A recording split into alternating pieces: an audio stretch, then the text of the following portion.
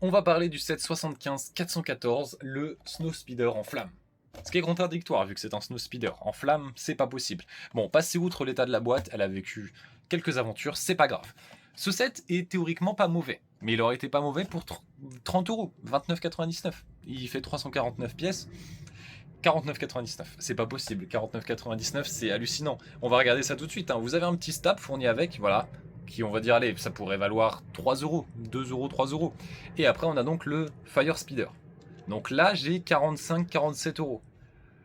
Voilà, vous comprenez ce que je veux dire. Après, oui, il est bien, hein, les finitions sont géniales. Ça parlait beaucoup à sa sortie de la nouvelle pièce du cockpit qui est vraiment formidable et qui sera forcément réutilisée quand ils vont nous refaire un Snow Speeder. Parce que ça permet d'avoir vraiment un bon intérieur, pouvoir tout soulever d'un coup, c'est génial. D'ailleurs, bon niveau de détail. Voilà, si c'était un Snow Speeder, ce serait un très bon Snow Speeder. Donc la proposition en Fire Speeder, je trouve qu'elle est bien, elle est réussie.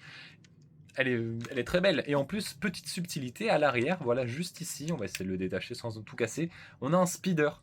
L'idée est pas mal, même en termes de jouabilité, c'est-à-dire que du coup on a un petit speeder là qu'on peut décrocher et hop, on a encore plus de jouabilité. Par contre, mais ça m'a étonné quand j'ai construit, c'est que du coup, une fois qu'on a retiré le speeder, voilà, alors on peut du coup mettre un personnage et on peut plus mettre le deuxième, parce que du coup il y a un trou. Je comprends. En fait, c'est à la fois, du coup, c'est une bonne idée, mais à la fois c'est une mauvaise idée parce que eh ben, il y a un trou dans mon vaisseau. Et je trouve ça quand même dommage. Voilà, il faut le noter.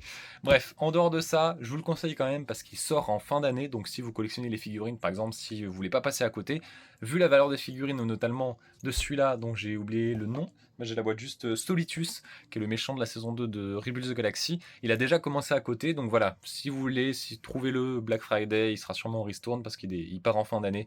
Mais voilà, les figurines sont quand même très cool, en tout cas pour ce que ça propose. On a 3 figurines, 3 maniure de sabre laser, je peux dire, j'allais dire des Jedi, mais je sais pas si on peut vraiment dire des Jedi. Enfin, Jedi techniquement et Sith techniquement, mais pour la série en tout cas. On a donc les héros et le méchant de la série. C'est quand même une bonne sélection, mais voilà, le point faible, c'est le prix.